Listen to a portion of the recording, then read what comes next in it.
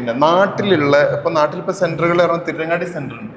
തിരങ്ങാടില്ല, തിരൂരുണ്ട്. പിന്നെ പരപ്പനങ്ങാടി.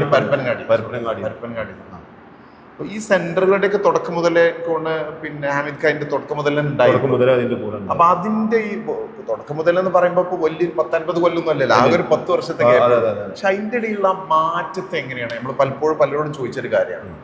ഇത് പൊതുവെ മതവിദ്യാഭ്യാസം എന്ന് പറയുന്നത് ഒരു സാമ്പ്രദായികമായിട്ട് വെറുതെ ഇങ്ങനെ പഠിക്കാൻ വേണ്ടി വിടുക, മദ്രസയിൽ പോയി ദിവസം വരും, അത് വീടുകയുമായി ബന്ധം ഇല്ലാത്ത രീതിയിൽ അവരിങ്ങനെ പോയി വരും. ഒരു എന്താ പറയുക, ഒരു സംവിധാനം എന്നുള്ള എനിക്ക് പറഞ്ഞേക്കാതെ വന്നു കഴിഞ്ഞാൽ പ്രയാസമാണെന്നുള്ള അറിയാൻ നടക്കുന്ന രീതിയിലായിരുന്നു മതവിദ്യാഭ്യാസം എന്നൊക്കെ പറഞ്ഞു. അതിലുള്ള ടീച്ചേഴ്സ് എന്ന് പറയുന്നത് മറ്റുള്ള കുറേ ജോലിൻ്റെ ഇടയിൽ ഇതൊരു സൈഡായിട്ട് വന്ന് ജസ്റ്റ് അത് എടുത്തു പോകുന്നൊരു കണ്ടീഷനായിരുന്നു.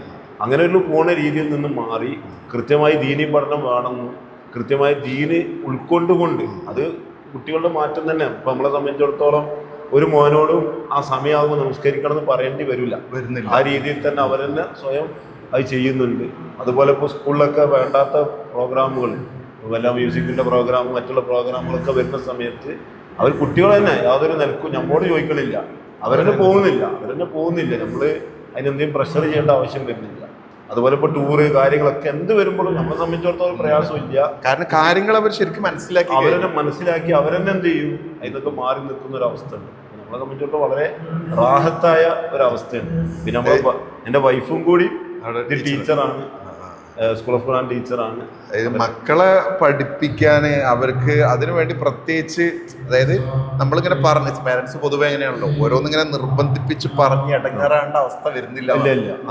അങ്ങനത്തെ ഒരു അവസ്ഥ നമുക്ക് വരുന്നില്ല. കുട്ടികൾക്ക് തന്നെ ഇപ്പോൾ നമുക്കറിയാം, നമ്മളിപ്പോൾ എൻ്റെ 5 കുട്ടികൾ ഇപ്പോൾ സ്കൂൾ ഓഫ് ഖുർആനിൽ പഠിച്ചതാണ്. ഒരു കുട്ടിനെ പോലും ഞായറാഴ്ച രാവിലെ എണീപ്പിച്ച് നിങ്ങൾ പോകണമെന്ന് പറഞ്ഞ് ബുദ്ധിമുട്ടിക്കേണ്ടി വന്നിട്ടില്ല. അവരെന്നെ സ്വയം എണീറ്റ് അവരെന്നെ അതിന് എന്ത് ചെയ്യേണ്ടതുണ്ട്, അവരുടെ സ്വയം താല്പര്യം എടുത്ത് പോകുന്ന ഒരവസ്ഥ നമുക്ക് ഒരു കുട്ടീൻ്റെ അടുത്തും എന്തില്ല ഒരു നെഗറ്റീവായിട്ട് അതിനൊരു ഇത് പോണോ വേണ്ട ഒരു മടി വരുന്ന ഒരു അവസ്ഥ നമുക്ക് അവിടെ. അതാണ് ഏറ്റവും വലിയൊരു വിജയം എന്ന് പറയുന്നത്. മറ്റത് സ്വാഭാവികമായും കുട്ടികൾക്ക് ചെറുപ്പത്തിൽ പല മടികളൊക്കെ വരുന്നേക്കാം. എത്ര നല്ല കാര്യങ്ങളാണെങ്കിലും അവർക്ക് അവിടെ, പക്ഷെ ആ മടികൾ പോലും ഇല്ലാത്ത രൂപത്തിലുള്ള ശാസ്ത്രീയമായ രീതി, അല്ലെങ്കിൽ അവരുടെ വിദ്യാർത്ഥി സൗഹൃദ അന്തരീക്ഷം. അതെ, അവർ അയച്ച ടീച്ചേഴ്സും ഇവരൊക്കെയുള്ള ബന്ധങ്ങൾ അത്രയും ഇതാണ്. അപ്പോൾ സ്കൂൾ ഓഫ് ഖുർആനിന്റെ എന്ത് പുരോഗമനമാണെങ്കിലും കുട്ടികളെ സംബന്ധിച്ച് ഒരു പ്രയാസം ഇപ്പം ഇന്നും എല്ലാ കുട്ടികളും പഠിച്ചിട്ടുണ്ട്. അത് അവരെങ്ങനെയെങ്കിലും ആ സമയത്ത് വേറെ എവിടെയൊക്കെ പോകണമെങ്കിൽ അതൊക്കെ ഒഴിവാക്കി സ്കൂൾ ഖുർആനുമായി ബന്ധപ്പെട്ട കാര്യങ്ങളിൽ കുട്ടികൾ എത്തുമെന്നുള്ളതാണ്. അവരെന്നെ ആ ഒരു എന്താ പറയുക, ആ ഒരു താല്പര്യത്തിലാണ്